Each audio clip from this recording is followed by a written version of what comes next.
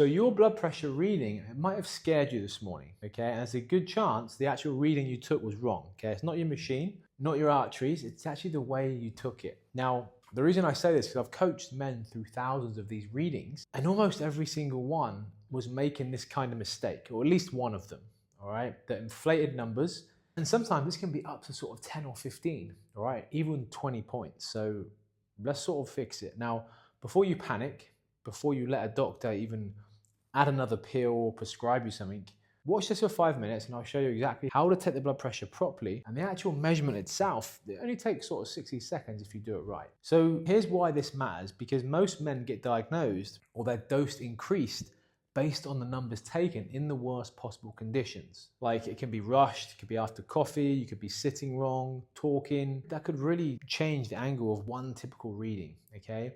Now, by the way, based on everything I say here, remember this. Biologically, your blood pressure is its highest as soon as you wake up. It's best to start what I'm about to go through here after about 90 minutes or 2 hours. Even better to be hydrated, some electrolytes, and then take it, sort of hour or two after that.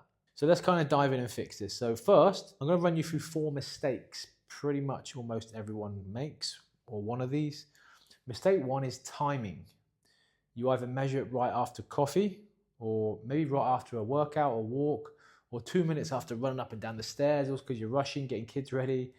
And that caffeine can spike the reading up to about 20 points. You don't want to be measuring your blood pressure in that morning chaos. Mistake 2, your body position. You could have legs crossed, back unsupported, arm dangling down by your lap. Every one of those quietly pushes the number up slowly. Okay, then mistake 3, you might be talking, chatting to your partner, getting the kids ready, scrolling on your phone, answering emails while the cuff inflates. Actually talking alone can add several points. And then mistake 4, okay, this is probably the big one. You take one reading, one number on one day in a stressful moment, okay, and you treat it like the gospel.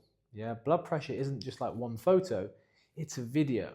Yeah, and one frame tells you almost nothing. Hope that makes sense. Now let's go through the right way. Follow this and your numbers will suddenly make maybe a lot more sense, hopefully, especially at the doctors, right? Before they try and ram medication in you. So step 1, pick a consistent time.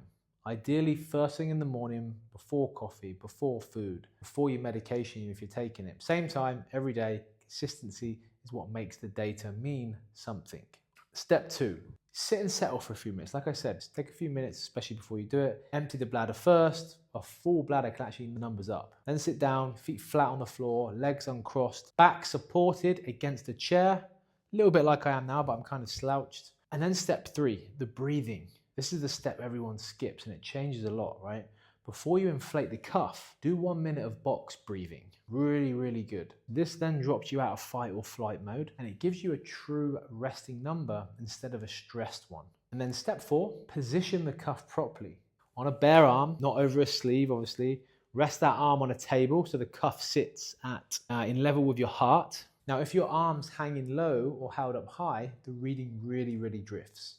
Okay, these are fine sort of measures, so you've got to get it right because you don't want to panic if it's up and you've done it wrong. Okay, and then step 5, and this is the 60-second part. This is the most important. Take 3 readings, 1 minute apart, then throw the first one away. Just ignore that one. The first reading is almost always going to be the highest because your body's just getting used to it, maybe a bit anxious.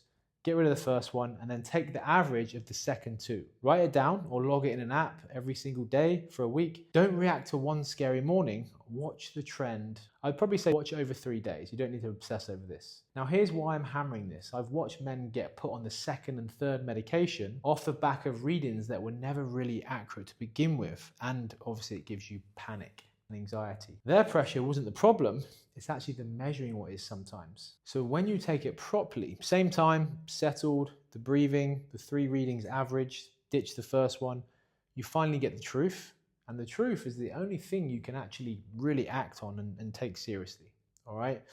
Hope that really helps. Nice and short. Hopefully it made sense.